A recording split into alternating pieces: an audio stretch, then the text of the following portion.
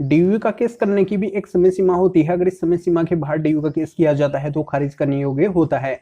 माननीय supreme court ने अपने इस जजमेंट के अंदर क्लियर किया है कि जिनके साथ में डीयू की घटना होती है उनको इस टाइम पीरियड के अंदर ही डीयू का केस करना है। अगर इस टाइम पीरियड को क्रॉस करते हैं तो उनका केस है जो खारिज हो जाएगा।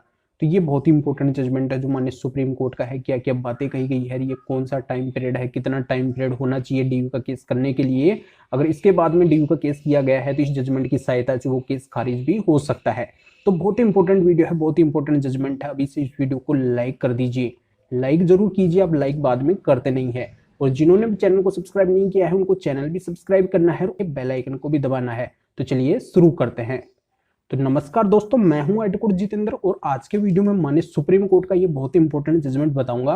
तो जो बिना वजह डीयू के केस के अंदर स्ट्रगल कर रहे हैं उनको स्ट्रगल नहीं करना पड़ेगा। इस जजमेंट की सहायता से अपने डीयू केस को खारिज करवा सकते हैं।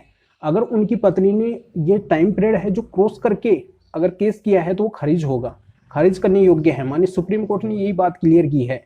तो ये जजमेंट किस तरीके का है, क्या बातें कही गई है, देखो। इस जजमेंट के अंदर ऐसा हुआ, दो कपल की शादी होती है और शादी के बाद में बच्चा होता है और बच्चे के बाद में क्या होता है कि दोनों के बीच में डिस्प्यूट इतना अधिक बढ़ जाता है कि साथ में रहना है जो इम्पॉसिबल हो जाता है। फिर दोनों क्या करते हैं, डिसाइड करते हैं कि अपन म्यूचुअल डाइवोर्स ले लेते हैं। और म्यूचुअल डाइवोर्स में एलिमनी को लेकर भी उनकी बात होती है। पति के द्वारा पत्नी को 3 लाख रुपए की एलिमनी भी दे दी जाती है। केस में भी 27 लाख रुपए का अमाउंट दिया जाता है, ये बात भी बोली जाती है। और जो बच्चा है वो पति के पास में रह जाता है। इस तरीके का मामला बनता है।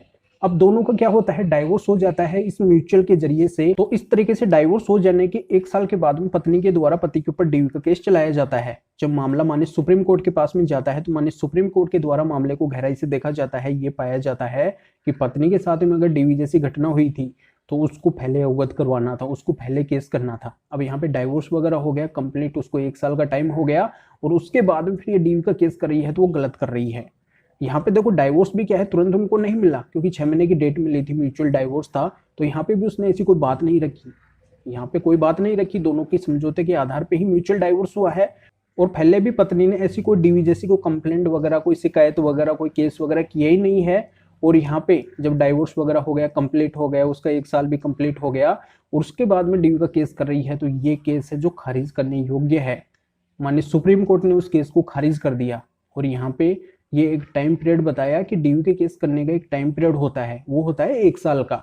जिनके साथ में डीयू जैसी घटना होती है उनको 1 साल के अंदर ही डीयू का केस फाइल करना होता है।